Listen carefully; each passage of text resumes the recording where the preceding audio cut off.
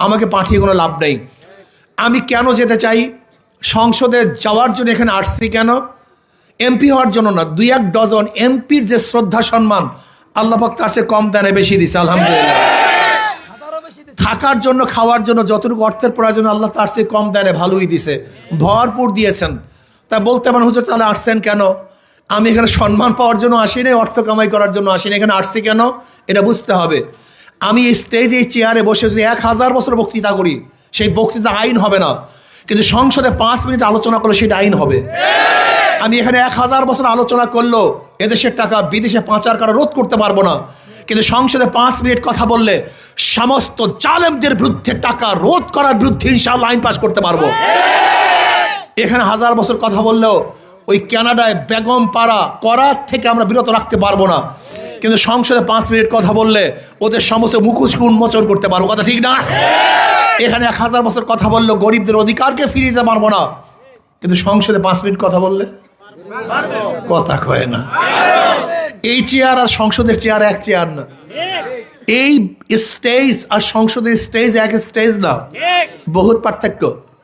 এই জন্য আমরা চাই এই দেশটাকে জুলুম মুক্ত দেশ করতে। মুসলমান, হিন্দু, বৌদ্ধ, খ্রিস্টান প্রত্যেকের অধিকারকে ফিরিয়ে দেওয়ার জন্য চাই। ধরে নেন আমি যদি নির্বাচিত হই, আপনাদের ধারণা কি আমি কোনো হিন্দুর টাকা মেরে খাবো? কোন হিন্দু মেয়ের ইফটিজিং করব, ধর্ষণ করব, সিলোথানি করব? তার মানে আমি নির্বাচিত হলে সমস্ত হিন্দু মেয়েরা আমার কাছে নিরাপদ। যদি আমি নির্বাচিত হই কোনো হিন্দু ব্যক্তির দোকানদার ব্যবসার মধ্যে ভাগ বসাবো, চাঁদা তুলবো, তার মানে আমার কাছে সমস্ত হিন্দুদের ব্যবসা প্রতিষ্ঠান নিরাপদ। আমার কাছে সমস্ত হিন্দুদের ধর্মীয় প্রতিষ্ঠানগুলি নিরাপদ। তার মানে আমি নির্বাচিত হলে জুলুম থাকবে না, অত্যাচার হবে না, অবিচার হবে না, সাম্য, মানবিক মর্যাদা, সামাজিক ন্যায় বিচার প্রতিষ্ঠিত হবে। প্রত্যেকটা মানুষের অধিকারকে ফিরিয়ে দেব।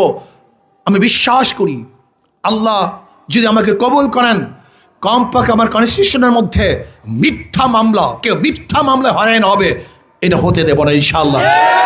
এটা হতে পারবে না, বিশ্বাস করেন, এটা হতে পারবে না।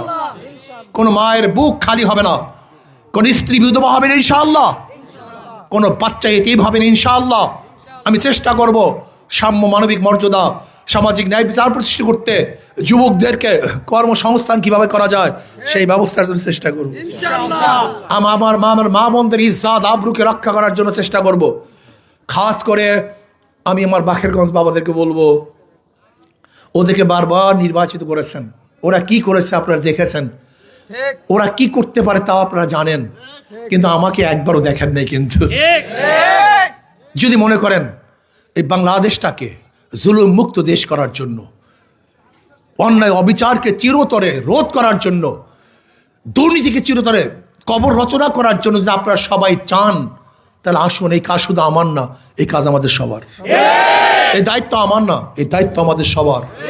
মুসলমান, হিন্দু, বৌদ্ধ, খ্রিস্টান, মুরব্বী, যুবক, পুরুষ, মহিলা, সবার দায়িত্ব। এই কাজ শুধু আমার না, এই কাজ আমাদের সবার। এটা আমার দায়িত্ব না। এ দেশকে বিনির্মাণ করার দায়িত্ব শুধু আমার না, এ দায়িত্ব আমাদের সবার।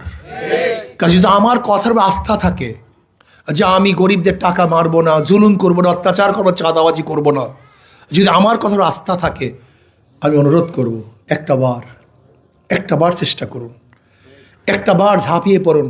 ইনশাআল্লাহ যদি আমার পক্ষে, হাত পাকার পক্ষে আপনারা নামেন, আপনাদের মুখে কালি লেপন হবে না, ইনশাআল্লাহ লজ্জিত হবেন না যে আহা করলাম কি হইল, হবে না।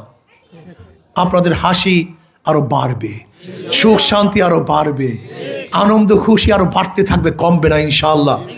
গরিবরা বুঝেই না আমরা ওদের আপন, সবচেয়ে ওরা বুঝতেই চায় না।